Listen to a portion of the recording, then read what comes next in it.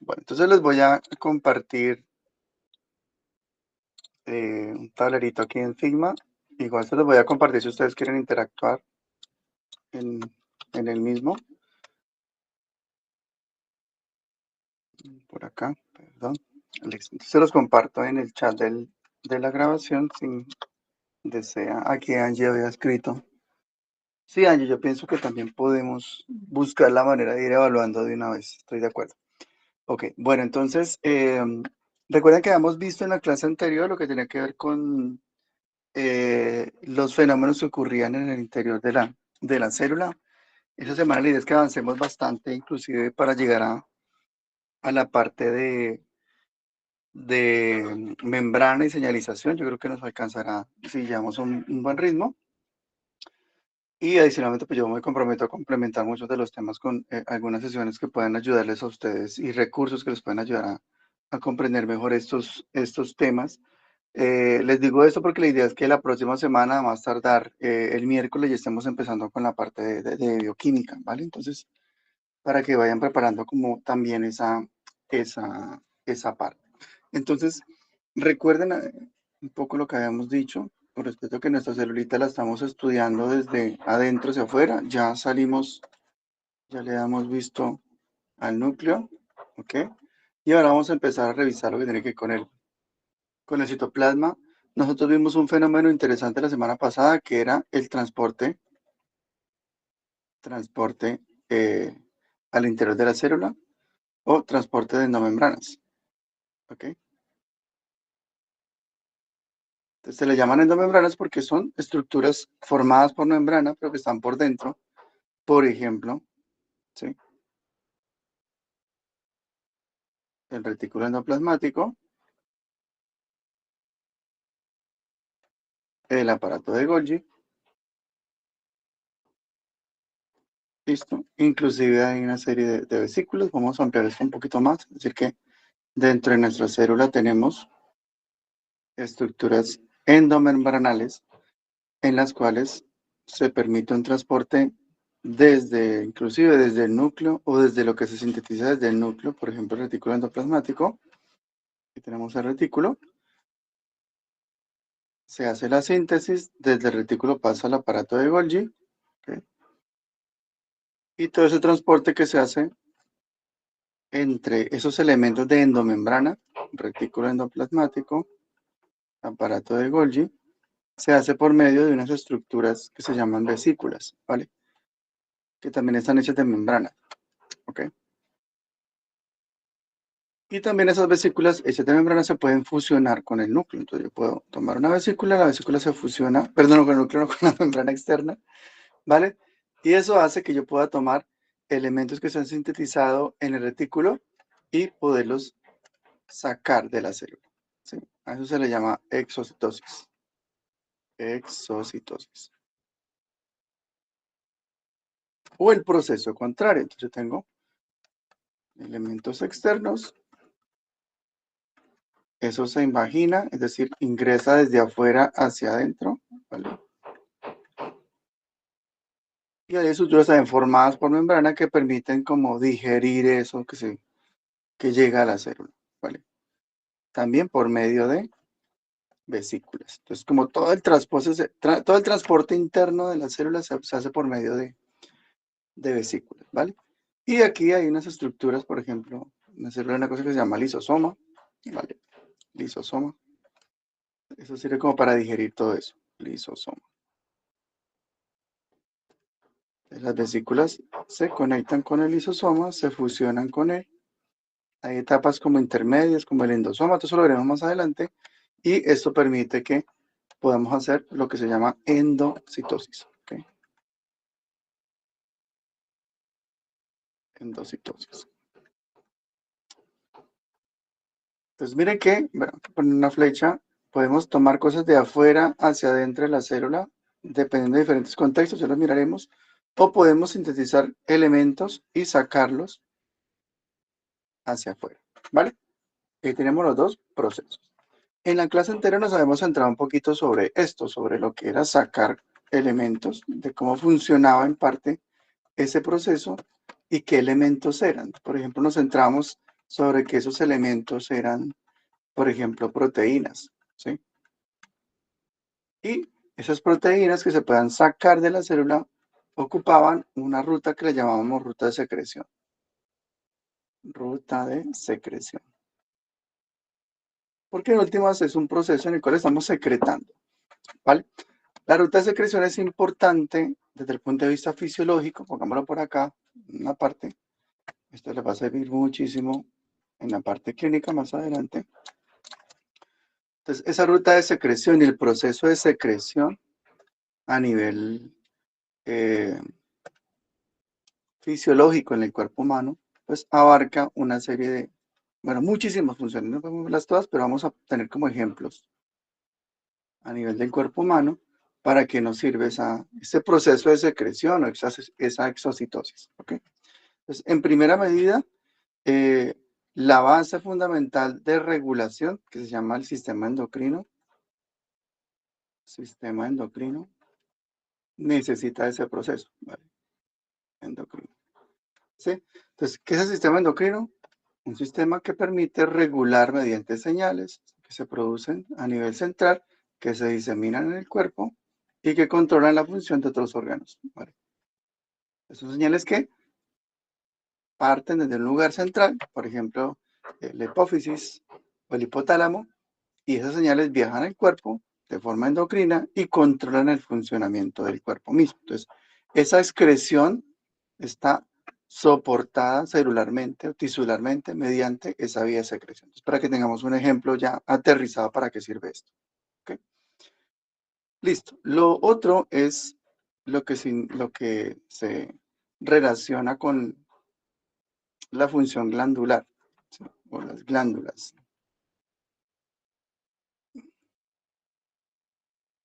De hecho, las glándulas o el sistema glandular, pues soporta diferentes sistemas, incluido el sistema endocrino. Las glándulas son muy diversas. Ustedes conocen pues muchas. Por ejemplo, la hipófisis y el hipotálamo son glándulas que hacen parte del sistema endocrino. Tenemos otras, por ejemplo, glándulas salivales, ¿sí? Suprarrenales, renales. De cierta manera podríamos entender como una glándula, ¿sí? En cierta manera. El sistema gonadal, las gónadas. ¿Sí? No es que lo sean completamente, pero sí están secretando o están generando procesos de secreción, ¿sí? A nivel digestivo también. ¿Vale? Entonces, bueno, hay muchos más ejemplos, pero pienso que ya es suficientemente claro conocer que el proceso de secretar o de generar secreción de elementos o proteínas puede estar dando respuesta a funciones elementales importantísimas para que el cuerpo de cierta manera esté generando, digamos, control de las funciones y también desarrollo. Son las principales, digamos, como elementos que están explicando este funcionamiento. Control en el sentido de que las señales permitan que el cuerpo funcione bien y desarrollo porque las señales también implica que se tomen roles o se diferencien las células en el sentido de que al adoptar dichos roles, pues las células se van a especializar, los tejidos se van a especializar o pueden de alguna manera cambiar de una forma más especializada la manera en la cual terminan funcionando. Es lo que nos ocurre cuando nuestro cuerpo empieza a crecer, ¿vale? Entonces, eso hace parte de la función de desarrollo. En la clase anterior también revisamos algo interesante, era la forma en la cual el sistema de secreción o la ruta de secreción funcionaba, ¿vale? Entonces, ese funcionamiento se daba mediante el postulado de que en últimas, ¿vale? Pues las proteínas tienen que producirse mediante un sistema de traducción, ustedes ya vieron y conocieron en detalle, ¿vale? Pero ese sistema de, digamos, eh, de traducción de las proteínas, pues tiene una serie como de modificaciones en cuanto a cómo se acopla a la vía de secreción. Entonces, en la clase anterior alcanzamos a adelantar un poco esto, que era la vía cotraduccional, ¿vale? ¿Qué significaba esto? Que de cierta manera la traducción iniciaba, ¿vale? Yo inclusive les he dejado una tarea. La traducción inicia, pero no se completa.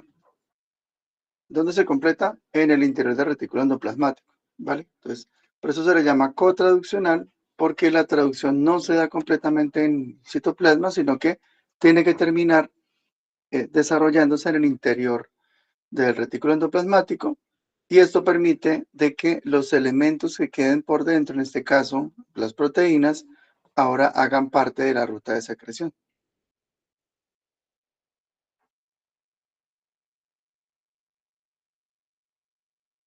Un ejemplo de la vida cotidiana es cuando tú envías un paquete por mensajería, ¿vale? Entonces, eh, para que tú metas el paquete al interior del sistema de transporte de la mensajería, pues tú tienes que llevar el paquete a la empresa para que ellos tomen tus datos y el paquete sea pues, transportado y entregado. Acá es algo similar. Para que la proteína sea transportada, tiene que ingresar al sistema de secreción. Recuerden que el sistema de secreción lo vimos ahorita, ¿vale? Que se produce en el interior del retículo endoplasmático, vesículas, aparato de Golgi, ¿vale? Y luego, si se desea, al exterior de la célula, ¿vale? Entonces, esa es una forma de entender esa ruta de secreción, y una forma en la cual funciona es de esta manera, que se llama cotraduccional. Entonces, hay una colaboración entre el aparato de traducción de proteínas que termina asociándose a el sistema de, el sistema de ruta de secreción mediante una serie de componentes. Acá podemos reconocer algunos de ellos, ¿vale?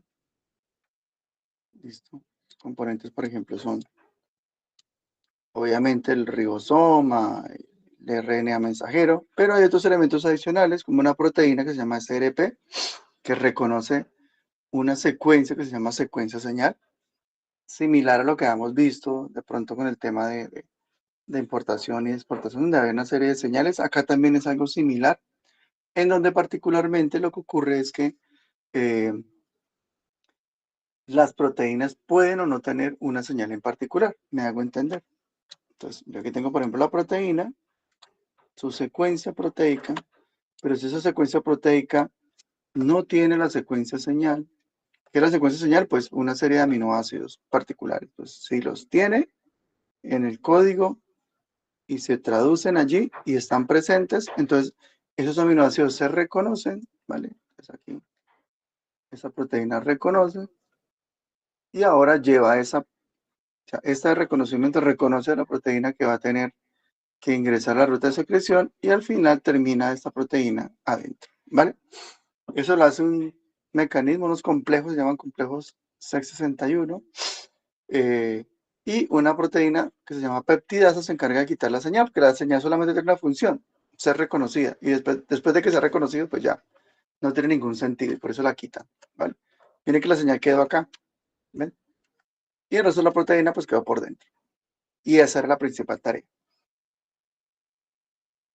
Hay otra forma de hacerlo, que se le llama el sistema post-traduccional, es decir, que inclusive si la proteína termina su traducción,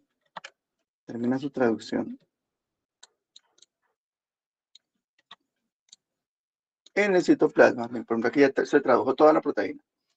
Para que no se pliegue mal, recuerden que hay unas chaperonas, ahí están, son chaperonas.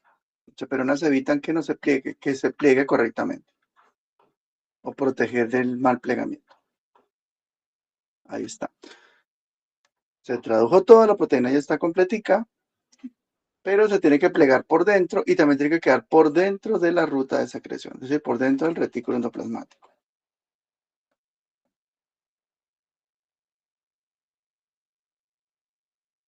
Ahí está. ¿Cómo se logra eso? Pues tiene que haber también un reconocimiento. Hay una zona de reconocimiento. Si, por ejemplo, esa proteína no tuviera esa secuencia señal, ella se queda por fuera, ¿vale? Se queda en el citoplasma y se ensambla y digamos, se organiza de otra manera, ¿vale? Pero si tiene la señal, entonces la proteína ingresa al retículo endoplasmático y continúa en este caso, la ruta de secreción, ¿vale? Aquí tenemos una proteína interesante que se llama BIP, ¿sí? También le llaman HCAPA5. HCPA5. Entonces, esta proteína, o HCPA5,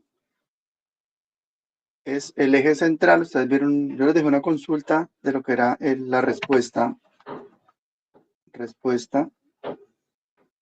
al plegamiento de proteínas, mal plegamiento de proteínas.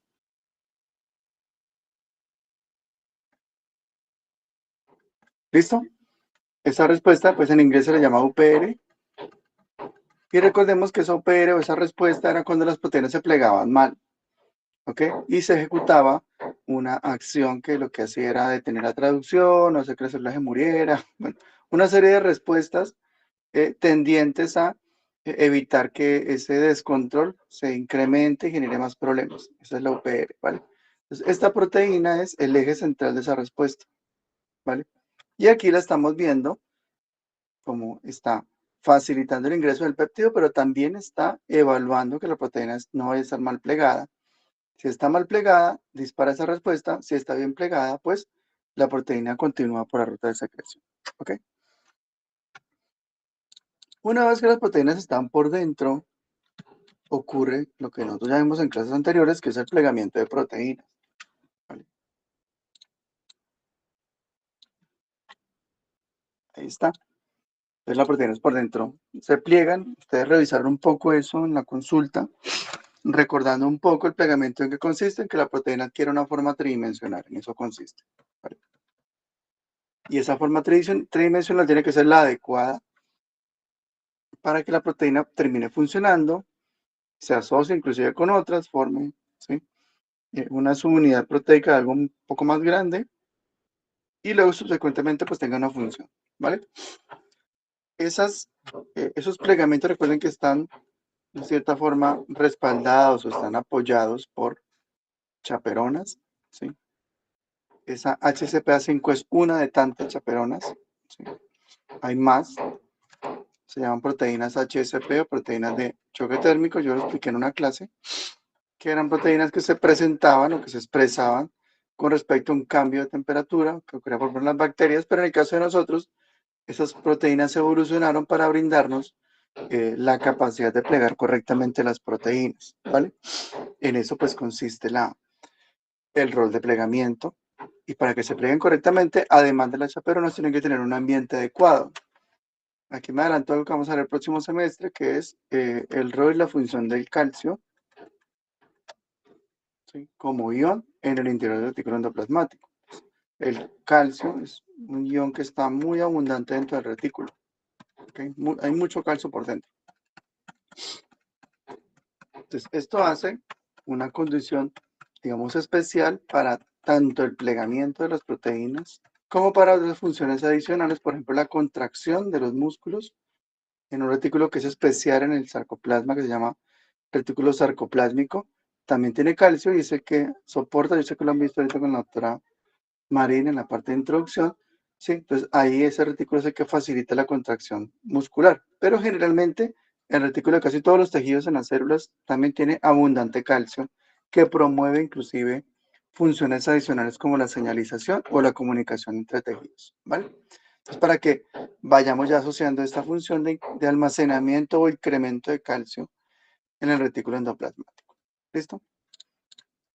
¿Preguntas hasta acá? ¿Todo bien? ¿No hay dudas? Aprovecho. No, señor. Bueno, muy bien. Ya acabamos de ver las principales funciones que se dan a nivel de lo que es la ruta de secreción.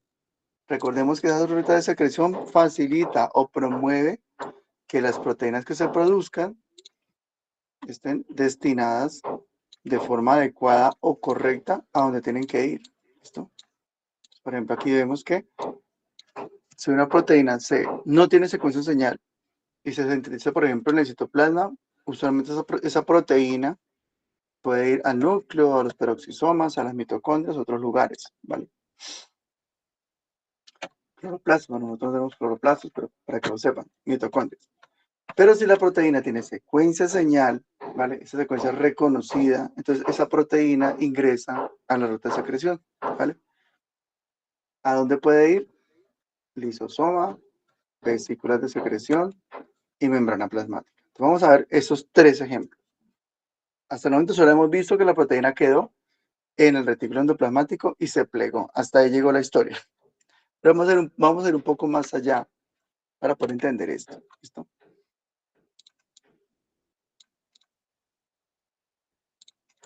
Entonces, vamos a los tres ejemplos. Empezamos con, por ejemplo, los lisosomas. Primer ejemplo. Entonces yo tengo, digamos, un tejido, un montón de celulitas, ¿ok? Y resulta que esas celulitas ahora van a ser atacadas por bacterias. Llegaron las bacterias.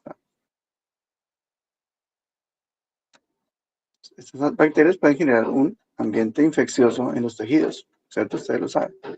Es una manera de eliminarlas, es trayendo, ¿sí?, la artillería, ¿sí? Nuestra artillería es glóbulos blancos, ¿ok? Y dentro de ellos unas células del sistema, que son glóbulos blancos, que llaman macrófagos, ¿vale? Entonces, lo que ellos pueden hacer es engullir todas esas bacterias, ¿vale? Hacen una suerte de endocitosis, ¿ok? Engullen esas bacterias, las llevan al interior, y una vez que las bacterias están por dentro del macrófago, él va a hacer esto que tiene que ver con este proceso. Entonces, dentro del macrófago hay lisosomas. Desde que tengo el macrófago y él tiene acá un lisosoma. Dentro del lisosoma hay unas enzimas digestivas, ¿vale? Se llaman hidrolasas. ¿Ok? Entonces, cuando entra la bacteria, obviamente ya no ingresó solita, sino que ingresó con una vesícula. Esa vesícula se fusiona, ¿vale?, con el lisosoma, y ahora tenemos una unión del lisosoma, sus enzimas y la bacteria por dentro, ¿vale? Recuerden que esas enzimas digestivas, esas hidrolasas, que son estas negritas de acá, hidrolasas, eran proteínas como esta. Entonces, por ejemplo, esta era una hidrolasa. ¿Para dónde se fue? Para un lisosoma. Ahí lo vemos, ¿vale? Y dentro del lisosoma facilita la degradación o la eliminación de una bacteria, ¿ok? Esa es una función, eso inclusive tiene más historia, vamos a dejar hasta ahí. La eliminación de la bacteria, y esto genera, digamos, un equilibrio que permite que podamos controlar la infección bacteriana, de cierta manera. Hemos eliminado la bacteria, ¿ok? Ahí está. Perfecto. Se los muestro acá de una manera un poco más. Ahí lo puse como en esquema, pero esta es la manera más bonita de verlo, ¿sí? Aquí ya lo pueden entender completamente bien.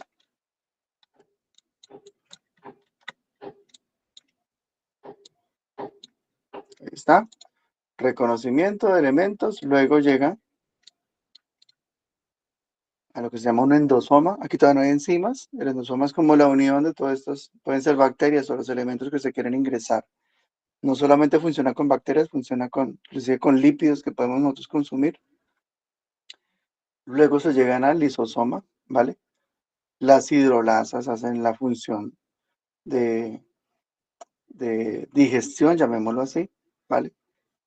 Y este mecanismo es el que de alguna manera nosotros nos facilita, nos permite tanto eliminar y controlar elementos que pueden ser perjudiciales. También puede pasar algo muy interesante, y es que inclusive lo perjudicial puede ser lo de nosotros mismos. ¿Cómo es eso? Entonces resulta que a veces hay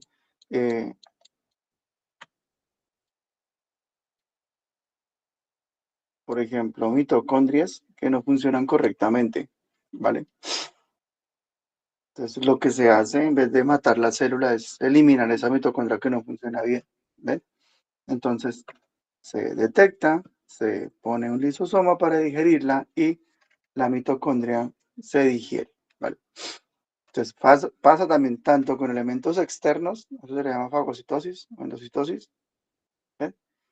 Eliminamos la bacteria, o también podemos hacerlo con elementos internos que inclusive no funcionan bien. Por ejemplo, una mitocondria que no funciona adecuadamente, ¿vale? Este fenómeno que estamos viendo acá, el de la mitocondria, se llama autofagia, ¿vale? Y en los últimos 30, 40 años se ha investigado muchísimo porque se ha visto también que no necesariamente tienen que estar funcionando mal los organelos o las mitocondrias para poder hacer autofagia. La autofagia también puede suceder cuando tenemos, de cierta manera, una tensión energética, es decir, cuando tenemos energía al límite para funcionar. Energía al límite. ¿Qué significa eso? Que mi cuerpo no tiene excesos de energía, ¿vale? O por ejemplo que estoy a dieta, estoy controlando la cantidad de calorías que estoy comiendo, ¿vale? Entonces, para evitar que las células entren en una crisis energética, lo que hace el cuerpo, o hacen muchos tejidos, es consumirse. Eso es lo que significa autofagia, consumirse a sí mismo. Entonces, utilizan elementos organelos internos para facilitar la degradación de ellos y a partir de ellos producir energía, digamos, de las reservas que se tienen ahí.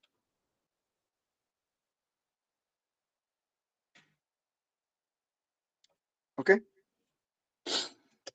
¿Por qué les digo eso? Porque en los últimos años, como les decía, este fenómeno de autofagia se ha estudiado porque tiene mucha relación con mecanismos anticancerígenos, llamémoslo así, o mecanismos que nos dan como una ventaja frente a desarrollar enfermedades como el cáncer. O en otras palabras, si existe una muy buena capacidad de autofagia, el cuerpo tiene la manera de responder energéticamente y evitar que se generen alteraciones en cuanto a la proliferación. Una célula que hace autofagia o un tejido que hace autofagia, de cierta forma está diciéndonos de que el cuerpo tiene sus maneras o sus formas de utilizar las reservas y no estar, digamos, acudiendo o tomando situaciones que pues, se pueden salir de control, como por ejemplo el incremento de proliferación celular y el desarrollo de cáncer. Como conclusión, porque lo que acabo de decir es un poco complejo y difícil de entender, de cierta manera, entonces podríamos decir que la autofagia se puede entender desde diferentes frentes. Autofagia. Uno es un mecanismo de supervivencia.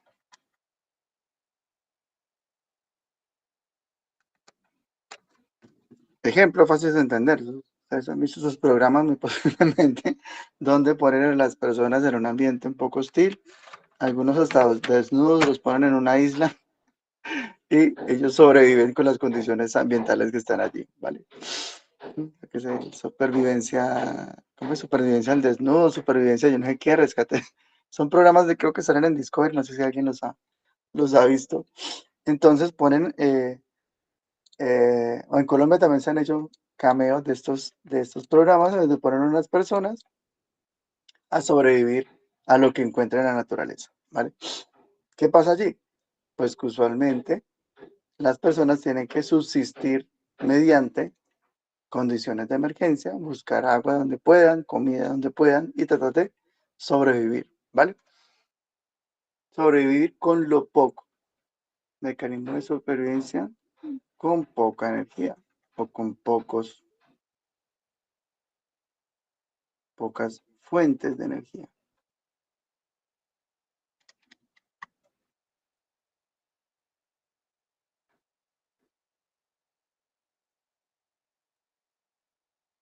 ¿vale? Entonces yo voy a sobrevivir, yo no me voy a dejar morir. ¿Cómo lo hago? Pues consigo fuentes de energía. Una forma de hacerlo es utilizar inclusive mis propios organelos. Eso lo hago mediante autofagia, ¿vale? Dos, la autofagia también es un mecanismo de regulación, inclusive de control de organelos, organelos disfuncionales.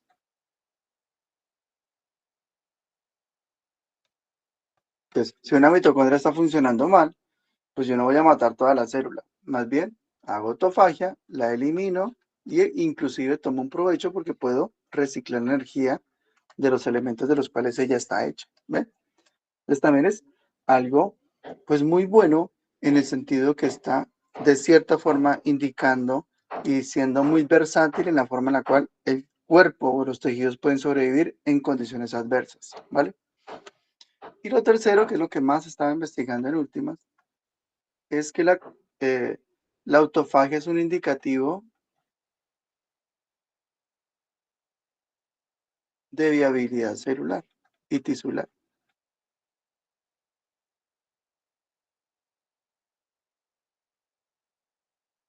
Tisular y celular. Volvemos con el ejemplo de los programas esos de supervivencia, ¿sí? ¿Qué pasa en estos programas? Que el que no tiene la capacidad de sobrevivir, de enfrentar las condiciones, pues usualmente renuncia, lo recogen en una lancha y se lo llevan y ya sale del concurso, ¿ven? Pero el que sí es capaz de sobrevivir, tiene mayores capacidades, ¿sí? Enfrenta las adversidades, pasan los días y se gana el concurso y la victoria, ¿vale? Ahí tenemos una balanza, quien pudo sobrevivir y quien no tiene la capacidad. Entonces, entre más células tengan capacidad autofágica en un tejido, eso da o habla muy bien de el contexto en el cual las células funcionan y que son capaces de sobrevivir frente a esas adversidades. Una salida de este indicativo es, por ejemplo, la citoprotección, es decir, protección de los tejidos, citoprotección y disminución de riesgo de cáncer.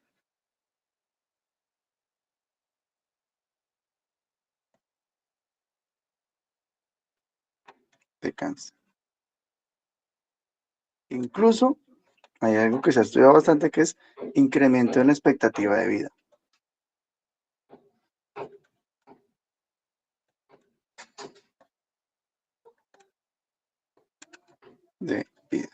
Vale. Se evalúan, se han hecho una cantidad de estudios interesantes, se evalúan algunos tejidos, algunos marcadores, porque la autofagia se evalúa en cierta manera con marcadores, es decir, elementos que están involucrados en la autofagia, y eso explica o expone de cierta forma que cuando hay una ocurrencia de la autofagia, se puede correlacionar con que esa persona o ese tejido tiene mayor probabilidad de sobrevivir, tanto a nivel experimental como a nivel del tiempo de vida de una persona. ¿Okay? Entonces puede incrementarse en 5, 7, 10 años más de lo que se esperaría. ¿Vale? Entonces, para que lo tengan en cuenta, y ese es el tema, digamos, como de la autofagia. ¿Vale? Listo. Regresamos un poquito a lo que estábamos hablando. ¿Okay? Y sacamos solamente un ejemplo, que era el ejemplo de los lisosomas. ¿Vale? Luego voy al de las vesículas de secreción. Entonces, ¿qué es esto? Con otro colorcito. Entonces, ¿qué son las vesículas?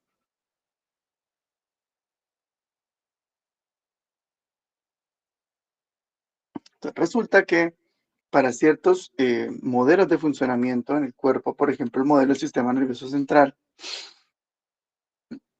existe una forma de comunicación, muy posiblemente la vieron con la doctora Marín, que es la comunicación sináptica. ¿Vale? Entonces, ¿qué pasa en la comunicación sináptica? Pues que una neurona se comunica con otra liberando neurotransmisores. Esa es la comunicación sináptica. El próximo semestre la vemos en mucho más detalle, aquí solamente estamos tomando el ejemplo de lo que consiste. Yo tengo dos neuronitas y esas dos neuronitas se comunican, ¿vale? Mediante la liberación de neurotransmisores. Esos neurotransmisores están como encerraditos, están metidos en unas vesículas, ¿vale? Ahí están. Ahí tenemos los neurotransmisores, están por dentro de esas vesículas, ¿no? Y cuando se requiere la comunicación entre ellos, esas vesículas se fusionan con la membrana y al fusionarse, pues liberan el contenido al exterior. Entonces salen los neurotransmisores y la otra neurona, pues, se activa, ¿vale? ¿Listo? Entonces, Esos neurotransmisores, obviamente, pueden venir de la ruta de secreción.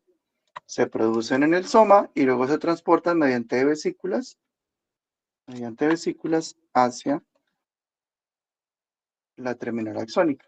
Viajan, viajan, viajan, viajan hasta acá, se transportan y se mueven para acá. Es decir, que la vesícula en últimas es como un medio de transporte. Aquí también lo estamos viendo. Entonces, las proteínas integran las vesículas porque permiten que ellas, que estamos viéndolas, son estas, y por dentro de las vesículas están el elemento que se quiere transportar. Miren una cosa interesante, las vesículas se fusionan con membrana porque las vesículas están hechas de membrana. Por eso una vesícula se fusiona con otra de su mismo tipo. En este caso la membrana. ¿Vale? Listo. Esta no era tan enredadita. Bueno, sí es enredada, pero pues no tiene tanta historia como la anterior. ¿Vale? Y luego vamos a lo que tiene que ver con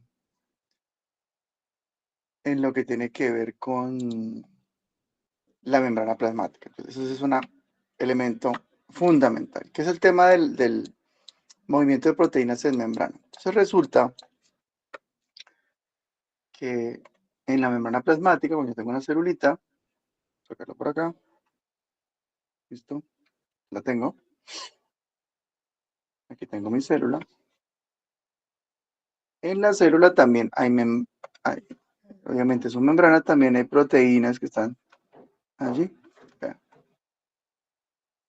atravesando la membrana. Esas proteínas se llaman proteínas integrales.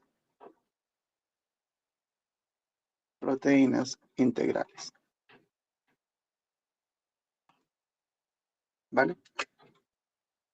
Vamos a ver una imagen un poco más diciente de lo que les estoy contando a nivel de la integridad de esas proteínas en cuestión. De hecho, lo vamos a ver un poco más a profundidad cuando estemos en el capítulo de membrana, pero pues la idea ahora es como sensibilizar digamos como este concepto. ¿Okay? Entonces, esas proteínas integrales pues no aparecen allí de la nada, por arte de magia, sino que tienen que ser transportadas de un lugar a otro, ¿vale? Ese lugar, ¿cuál es? El retículo endoplasmático donde se producen, ¿sí?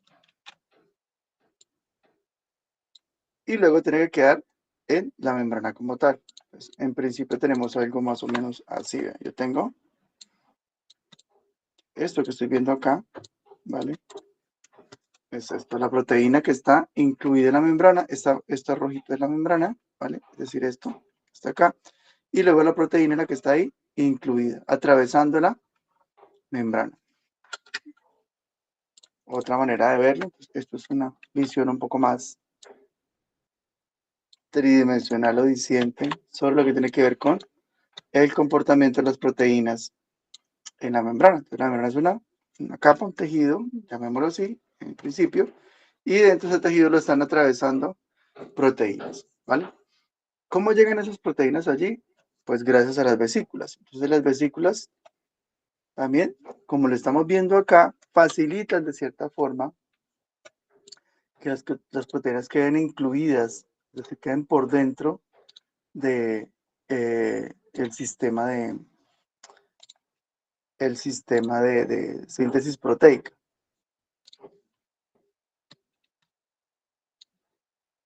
Me explico. Entonces, acá.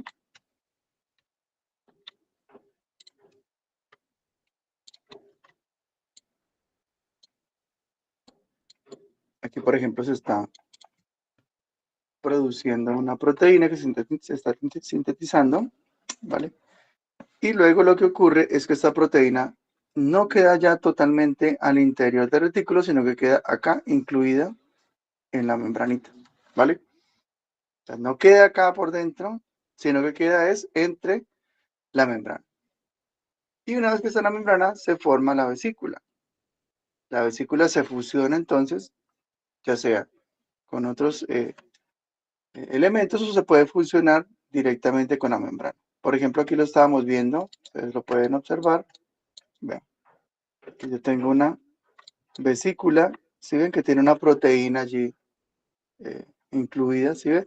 Y esa vesícula que tiene una proteína, digamos que es esta que está acá, ¿ven? Esta es la proteína. Ella inclusive puede viajar e irse al exterior en la membrana. ¿Ven? Aquí inclusive lo estamos viendo. ¿Ven? Esto acá. ¿Sí ven?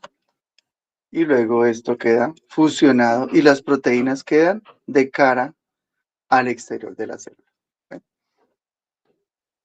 Entonces, ¿cómo se logra? Por medio de vesículas, las cuales ya tienen incorporada desde el mismo retículo endoplasmático, que es lo que yo intento hacerme entender acá, desde el mismo retículo endoplasmático, las proteínas terminan haciendo esto, ¿vale?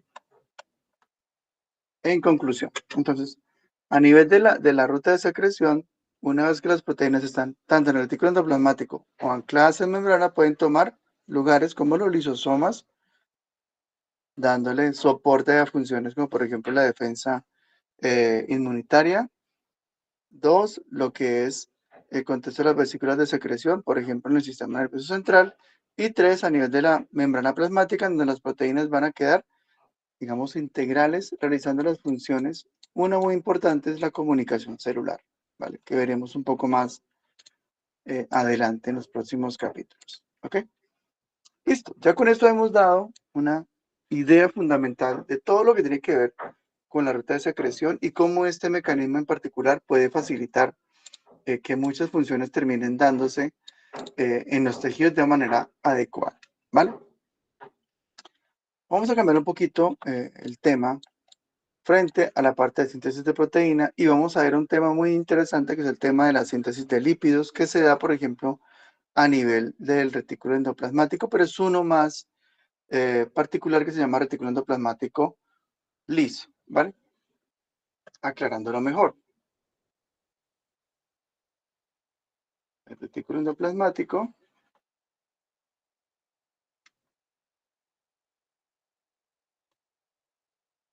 recuerden que puede ser liso o también puede ser rugoso. Todo lo que hemos hablado hasta ahora ha tenido que ver con el retículo endoplasmático rugoso, porque ese rugoso lo que tiene son ribosomas, que se encargan de la síntesis proteica, la síntesis de proteínas. Pero este liso, no hemos hablado todavía de él, porque él hace la función de síntesis de lípidos, ¿vale? Vale. Sobre todo se encarga mucho de hacer síntesis de fosfolípidos.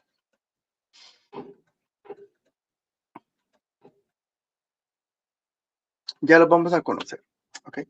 Entonces, esos fosfolípidos en particular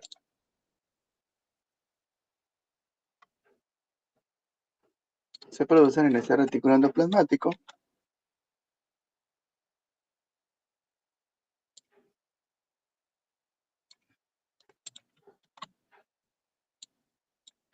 y vamos a aprender los principales fosfolípidos digamos, en cuestión. Vamos a ver en toda la carrera y particularmente en básicas, nos vamos a centrar mucho en el rol de estos lípidos, ¿vale? Para poder producir lípidos, el cuerpo debe tener un insumo, eso lo veremos en bioquímica en unas semanas, un insumo que se llama acetil-CoA, ¿vale? Es como la fuente inicial para producir lípidos, ¿ok? Entonces tenemos mucho acetil-CoA, ¿ok? Y la condensación de eso, es decir, la unión de muchos acetil-CoA, nos lleva a la producción de cadenas de carbono, ¿vale?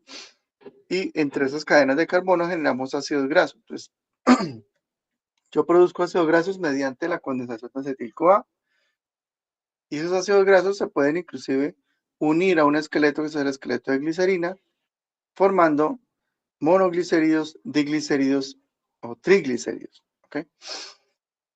Me explico. Yo tengo el acetil-CoA. ¿Qué hago con él? Lo condenso. ¿Qué es condensarlo? Pues unir uno con el otro. Un acetil con otro acetil con otro acetil. Eso significa condensar. El producto de esto se llama ácido graso. ¿Qué es esto que ustedes están viendo acá? Un bracito de estos. Eso es un ácido graso. Ya lo habíamos visto en la parte lipídica. Es decir, usted ya lo conoce. Ese ácido graso se asocia a un esqueleto que se llama glicerina o glicerol.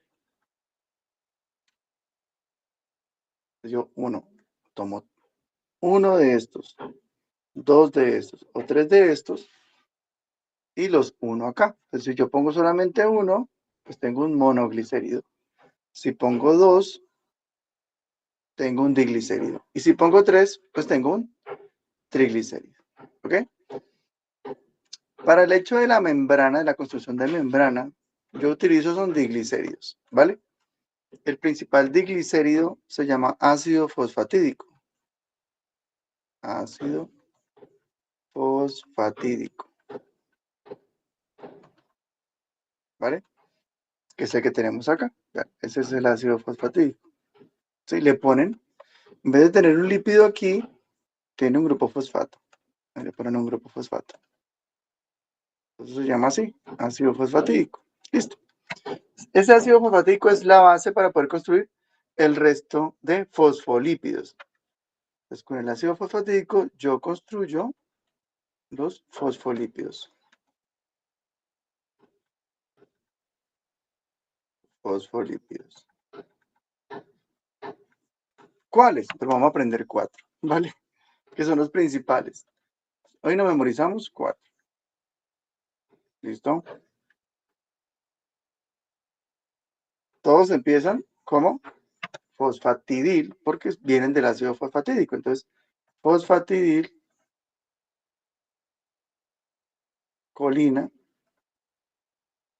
eso se llama fosfatidil, serina, fosfatidil,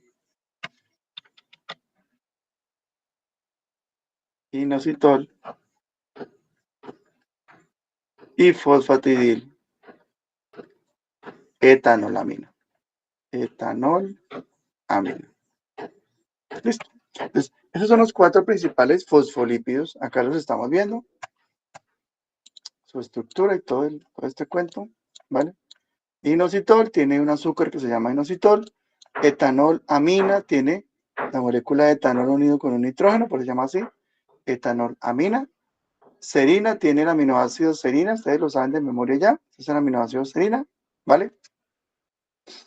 Y el fosfatidilcolina. Entonces tenemos acá arribita colina porque tiene este grupo que se llama colina, ¿vale? Que tiene un nitrógeno y 2 metilaciones allí. Entonces, eso se llama la colina. Ese grupo colina se une al ácido fosfatídico y tenemos esos principales fosfolípidos. ¿Por qué son importantes? Porque hacen parte de las membranas. Entonces, todas las membranas, todo eso que estamos viendo aquí, todo lo que yo resalto acá, son fosfolípidos. Entonces, aquí tengo uno, aquí tengo el otro, ¿vale? Aquí tengo el otro, ¿vale? Y su importancia reside en que se acoplan de esta forma interesante que estamos viendo, en donde ellos se enfrentan sus caras, digamos, su elemento no polar, que es este, hacia adentro, y su elemento polar hacia afuera. Todos esos son elementos polares. Todo eso es polar, esto es polar, todo eso es polar. Entonces, eso queda por fuera, está en contacto con el agua, y por dentro tenemos lo que es no polar, es decir, estas colas de carbonos. Esto es no polar, ¿vale? Todo eso es no polar. Entonces, lo no polar queda por dentro y lo polar queda por fuera. Eso genera una zona de exclusión en donde las membranas facilitan, acá lo estamos viendo, por fuera de la célula tenemos agua y por dentro tenemos lípidos, facilitando en este caso el entorno para que se brinden las capacidades de membrana en cuestión, ¿vale? La forma en que crecen esos lípidos es algo similar a lo que les voy a presentar a continuación. Entonces, se van creando los lípidos en una cara. Miren qué interesante. Y luego se pasan de una cara a la otra. ¿Okay? Entonces, miren cómo aquí yo tengo más lípidos en una cara que en la otra. Y lo que hago es pasar un lípido de una cara a la cara de abajo, ¿sí? A este movimiento, ese intercambio, En inglés le llaman flip, ¿vale? Flip es ese intercambio de pasar de una cara a la otra. ¿Sí? Eso es lo que significa ese concepto, digamos, como en inglés, y adoptando ese, digamos, concepto, se le da nombre a la enzima que lo hace. Entonces la enzima se llama flipasa. La flipasa toma fosfolípidos desde una cara y los pasa a la cara para generar una homogeneidad de nuevos lípidos que sean sintetizados, ¿vale? Y eso hace que la membrana pueda crecer, se pueda elongar mediante este proceso en cuestión. Otro rol también de proteínas similares a la flipasa, algo que se llama flopasa, ¿sí? Flipasa y flopasa. Es la reorganización también de los fosfolípidos en las caras. Resulta que una de las caras tiene más tendencia a ser negativa por dentro. Y hay otra que tiene más tendencia a ser positiva, en este caso por fuera. Entonces, lo que es positivo es el exterior y lo que es negativo es el interior. ¿Vale? Interior. Ahí está. ¿Cómo lo organizamos? Pues con, en este caso, por ejemplo, azúcar. Los azúcares son de connotación negativa, por eso OHs. Y también la serina es negativa. Entonces, la serina y el inositol tienden a estar por dentro, ¿vale? Y la etanolamina y la colina tienden a estar por fuera, ¿vale? No significa que todo por fuera sea, cuando digo por fuera es la cara externa. Entonces, la cara externa tiene mayor probabilidad de tener colina y etanolamina, ¿vale? Y por dentro, pues tenemos más probabilidad de encontrar serina y inositol, ¿vale? Reitero, no significa que no exista inositol por fuera, sí lo hay, pero hay menor concentración de él afuera que adentro. O sea, adentro hay más inositol y serina, y por fuera hay más colina y etanol, y eso le da una conformación eléctrica también a la membrana, ¿vale? La membrana también es negativa, de acuerdo a esos fosfolípidos que se encuentran allí. Y es más positiva por fuera mediante los fosfolípidos que se encuentran en mayor probabilidad. Sin embargo, esas cargas, las que las veremos también un poco más desarrolladas en el próximo semestre cuando hablemos de la despolarización y todo el contexto de membrana. Entonces, a partir de allí, nos vamos a dar cuenta que también hay elementos iónicos y cargas que pueden influenciar la forma en la cual ocurre este fenómeno de conformación eléctrica en las membranas, ¿vale? ¿Hasta acá hay alguna pregunta? Ya casi terminamos esta primera parte, esta parte de la clase. ¿Todo bien? Pregunta. Ay, Juan José, claro que sí, con mucho gusto. Profe, entonces cuando hay una despolarización, ¿se da por un cambio en la disposición de las cabezas de los fosfolípidos? Exacto, es cuando hay una, pero no es por la, no implica, pero muy buena pregunta, muy buena pregunta. Esas cargas en particular, o sea, esas cargas en cuestión facilitan la conformación de lo que se llamaba membrana en reposo o potencial de membrana en reposo. O sea, facilitan o dan un valor a ese potencial de membrana, pero el potencial de membrana es consecuencia de la distribución de iones. Esto es igual a la distribución de iones. Distribución de iones. La despolarización es gracias a la distribución de esos iones. ¿Cuáles? Sodio y potasio. ¿Vale? Eso lo vemos el próximo semestre, pero yo sé que yo lo han visto un poquito sensibilizado en la parte de introducción a los sistemas orgánicos. Entonces, esa distribución de iones de potasio y de sodio genera ese potencial, ¿ok? Pero esos fosfolípidos como que ayudan también a ese potencial porque facilitan que esas cargas estén adecuadas. Por ejemplo, por dentro también tenemos un potencial de menos 70 milivoltios, pero no es por esos fosfolípidos, no es, obviamente que están en línea con esto, el interior de las células es negativo, está en línea, pero es consecuencia de esto, ¿vale? de la distribución de sodio y potasio. Por ejemplo, en el interior tenemos más potasio, en el exterior tenemos más sodio. Y esa distribución es lo que genera el potencial, ¿vale? Y por eso les digo, la distribución de los fosfolípidos también está en línea con eso, pero no es la consecuencia, y muy buena la pregunta para poderlo indicar, ¿vale? Listo, muchísimas gracias. Bueno, entonces en este caso vamos a revisar dos conceptos y ya terminamos la sesión, y son los siguientes. Son los siguientes conceptos. Uno tiene que ver con toda la clase, ahí va. Uno tiene que ver con que hay un fenómeno interesante en donde es posible que las proteínas que tengan que viajar desde el retículo endoplasmático, ¿vale? Una parte aquí, es una parte para que dejarlo claro, y por acá también dejamos aparte. Listo. Ahí está.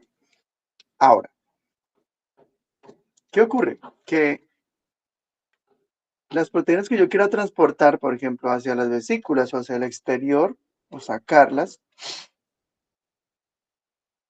van a, digamos, a quedar por dentro de una vesícula. Se forma un fenómeno que se llama gemación, quedan por dentro de las proteínas y luego ellas viajan y, digamos, se dirigen a los lugares donde tienen que estar. Ya sabemos cuáles son esos lugares: membrana, vesículas de secreción y los lisosomas, ¿ok? Pero resulta que hay algo interesante, y es que por dentro del retículo endoplasmático, aquí lo estábamos viendo, vean, también hay chaperones. Entonces, es posible que las chaperonas también queden acá, por dentro. ¿Ven? Es posible que eso ocurra. Y si eso se da, entonces, pues particularmente puede suceder algo con respecto a la función de plegamiento. Si todas las chaperonas se van a las vesículas y desaparecen del retículo, pues ya no hay quien apoye el plegamiento. ¿Listo? Entonces, para evitar que esas chaperonas se vayan a las vesículas, junto con las proteínas de transporte, existe un compartimento que se llama compartimento intermedio. ¿Ven? Entonces, el compartimento intermedio, se llama compartimento intermedio entre retículo endoplasmático y Golgi, sirve como un mecanismo de filtro, un mecanismo para saber qué proteínas tienen que continuar y qué proteínas no. ¿Ven?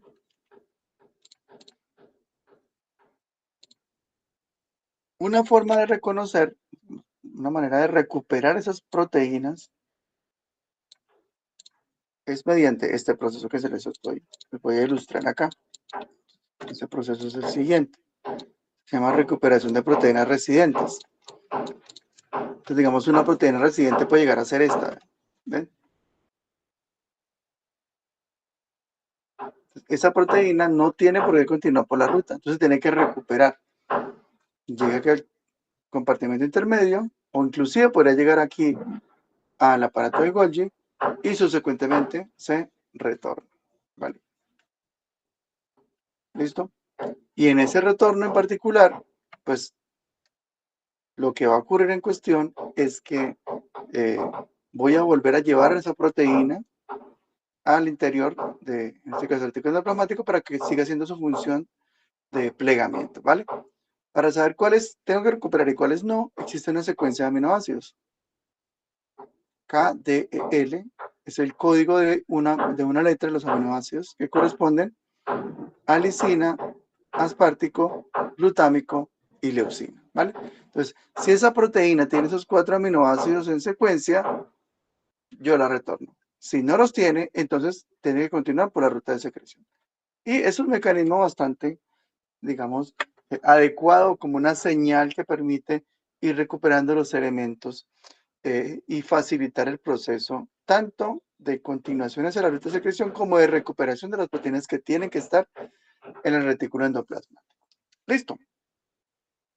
Tarea. Hasta aquí sería, digamos, lo que evaluaríamos hasta el próximo miércoles. ¿Ok? Hasta acá. Y para mañana, una pequeña consulta. Vamos a revisar un poco, recordarlo, porque ustedes lo han visto casi todo el tiempo en el bachillerato, el aparato de Golgi. Ya uno ni sabe para qué es eso.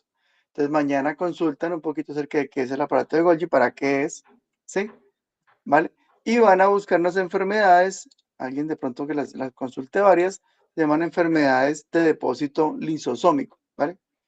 Enfermedades, se los pongo ahí, uy, va a caer un aguacero ni tenaz. Enfermedades de depósito lisosómico. Los pongo aquí en el chat para que las tengan ahí en cuenta. Enfermedades de depósito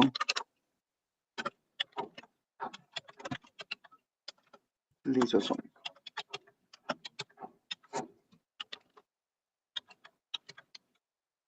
¿Listo? Entonces, sin más, vamos a dejar hasta ahí. Les encargo la consulta de aparato de Golgi y esas enfermedades. Y nos veríamos mañana. Mañana trabajamos de 8 a 9. ¿Listo? Aparato de Golgi. Cortica la clase. Nos vemos mañana a las 8, Dios mediante. Y que tengan un excelente resto de día. O no sé si tengan alguna pregunta para venir a aclararlo. Juan José, claro que sí, con mucho gusto. Profe, los canales de iones son proteínas integrales, ¿verdad? Sí, señor. Correcto, correcto. Entonces, cuando se adquieren su funcionalidad en el retículo endoplasmático, llevan asociadas esa misma proteína que, o sea, que estimula su cerradura o su abertura, ¿o cómo funciona eso? Los canales iónicos pues son muy diversos, ¿no? Generalmente esos canales los vamos a encontrar en la membrana externa, no los encontramos por dentro de la célula, es muy raro hallarlos. Generalmente esos canales los encontramos acá en la membrana plasmática, ¿vale? Por fuera. Por aquí, por fuera. Entonces no lo encuentro adentro, para el retículo no encuentro esos canales, sino que los voy a encontrar en la cara de la membrana externa de las células, como lo que veíamos por acá. Por fuera es que yo puedo encontrar el canal en el exterior, ¿vale? ¿Cómo se activa? Entonces, la activación se puede dar, por ejemplo, por un neurotransmisor, se puede dar, por ejemplo, por un cambio de temperatura, se puede dar por un pulso, se puede dar porque tú tocas algo, ¿sí? Se puede dar por un cambio eléctrico. Entonces, son muy diversos en su activación y dependen de la funcionalidad a la cual están adaptadas. Por ejemplo, yo puedo tener un canal iónico de presión. ¿Sí? Por ejemplo, los corpúsculos de Pacini, que son de presión, cuando tú tocas algo, eso activa un canal iónico que genera un potencial de acción, y ese potencial, pues, indica en el cerebro que yo he tocado algo con textura, con rugosidad, que está mojado, lo que sea. Entonces, es gracias a la activación de dicho canal, ¿vale? Pero también yo puedo estar pensando en algo, el mismo pensamiento va a activar un canal iónico, ¿eh? No tengo que tener ningún movimiento físico, pero un pensamiento, un recuerdo puede activar un canal, ¿vale? Entonces, hay diferentes formas en las cuales ellos funcionan, pero de forma común lo que ellos van a hacer es abrir un poro y permitir el paso de iones. Esa es la forma en la cual funciona, ¿vale? Recuerden que el próximo semestre eso lo vamos a profundizar mucho, mucho más, porque es la base para comprender el sistema nervioso. ¿Listo? Listo, profe. Con muchísimo gusto. Entonces, nos vemos mañana, muchachos. Cualquier cosa quedó muy pendiente. Sofía, me cuentas entonces qué reportes tenemos del grupo. Y nos vemos mañana. Un fuerte abrazo. Hasta luego, profe, gracias. Que estén bien. Hasta luego, profe. Que estén bien. Un abrazo. Hasta luego, profe. Chao, chao. Hasta luego, profe, gracias. Chao. Un Hasta abrazo. luego. Hasta luego.